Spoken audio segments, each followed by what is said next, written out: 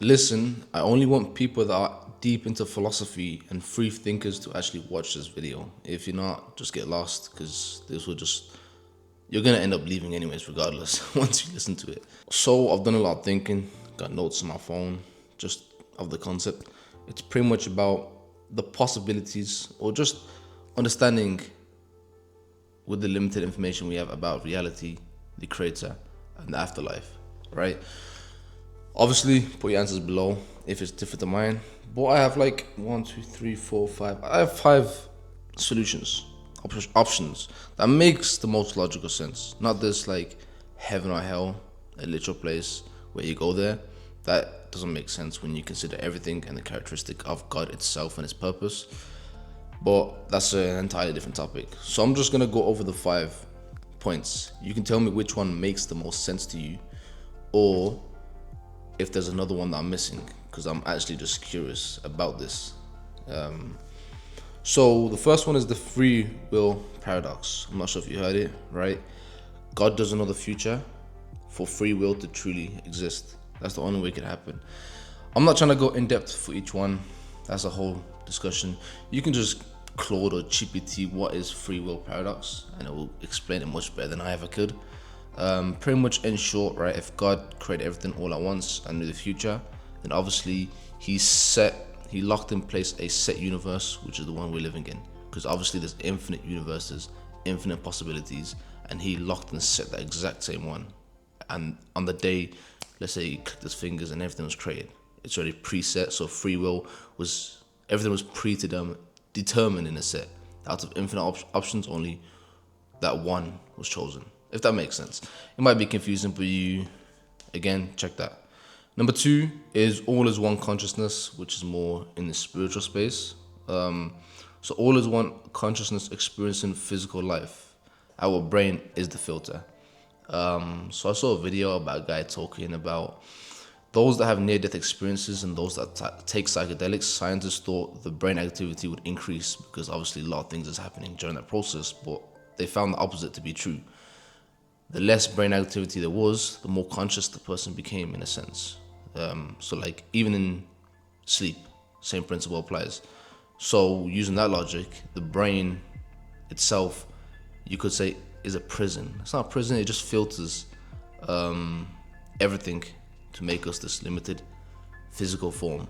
So yeah, that's why I said if you're deep into philosophy, watch this. I'm not sure if this will make sense to the average person. So all is one consciousness is the second one, experiencing physical life, duality, the extremes, whatever you want to call it. There's different subcategories within that. I'm not trying to go into each one. The third one is predetermined life. Life is predetermined. So predetermined life by our consciousness or soul, whatever you want to call it.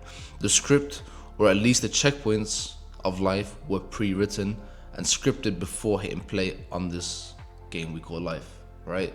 So that's the third one. Everything was predetermined, similar to, let's say you're the director, you make a movie, you make the script writer, you make all of that, and then you become the actor of that movie, but you wasn't aware you were the one that created it. So it's as if everything is free will when you're acting, because that's just how it is. It's already pre-scripted. But yeah, that's the best way I could put it, man. You can go into depth each one. So I guess you could say in a physical form, free will wouldn't exist, but in the conscious form, it does exist. So it's a bit of a paradox, which is what life really is when you actually deep everything about it. It's always a paradox. The fourth one is this is more of an effect than a cause, but I did anyways. We're not the top of the hierarchy in this planet, in this world, in this reality. There's another being above us, so we're not at the top, and obviously they want us weaker, similar to how anything below us in the hierarchy, like animals we eat, consume, all that sort of stuff. It's the same principle for a higher being that's in a higher hierarchy in this reality, but just hidden. Some people call them reptilians, that stuff. I don't know how true that is, nor do I care to actually fully go in depth because it doesn't really matter. But that's the point, especially once you read the files, how far as I'm talking about, how they just consume and do the craziest shit. the chances of a human doing that. I know humans can do literally anything, but there has to be some sort of possession or some sort of different being that's above us, because it only makes sense with that when you consider everything in history. Let's see. And then obviously within that same category, you can argue AI slash simulation theory. This one that we live in. Like I said, that's an effect. We don't.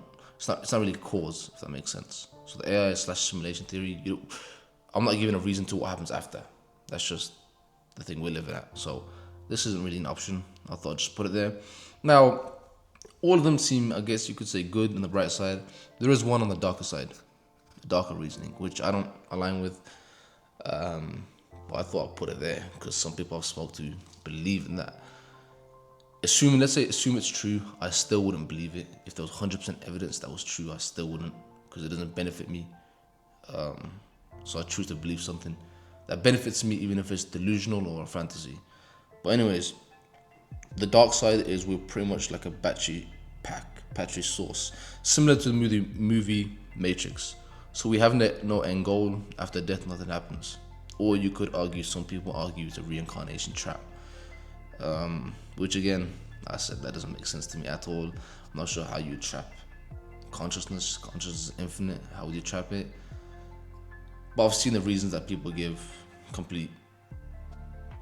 You can't reason with it, is what I'm saying. Because no matter what reason you give, they just, for example, if you say the near-death experiences where people feel like going home, feel like they're home, or people that have psychedelics feel the being connected to something infinite, the one source.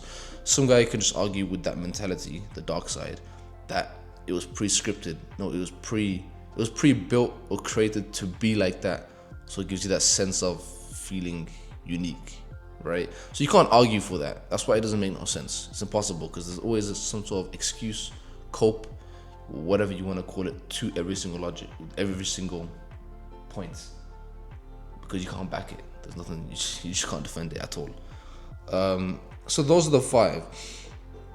So in summary, free will paradox, God doesn't know the future for the, I guess you could say, Abrahamic type God to exist.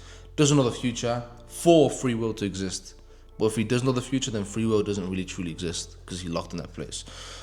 Anyway, I could be wrong for any of these. These are just things that I've, I guess, throughout my life makes the most sense, considering a shit ton of things, which I ain't trying to go into.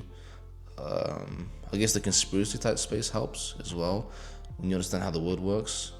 So if you don't understand that little niche, I don't think you can understand the bigger picture.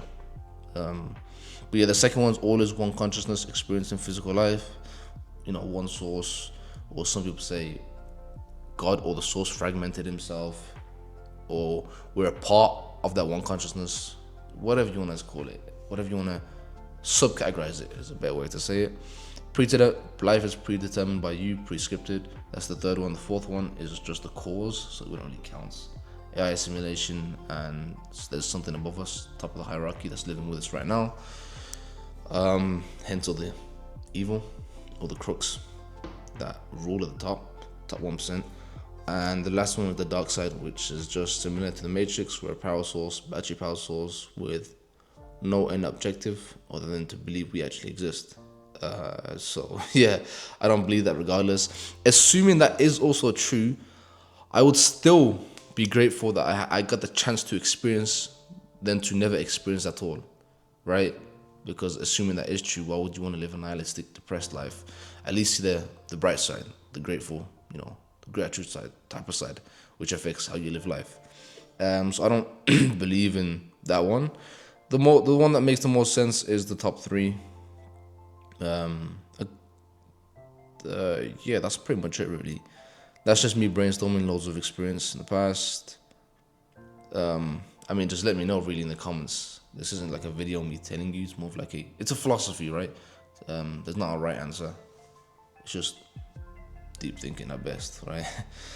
So yeah, just let me know if any of those sound the best to you, or you agree with, or if there's any other options that I'm missing out. I'm actually curious. But yeah, that's pretty much it. Take care.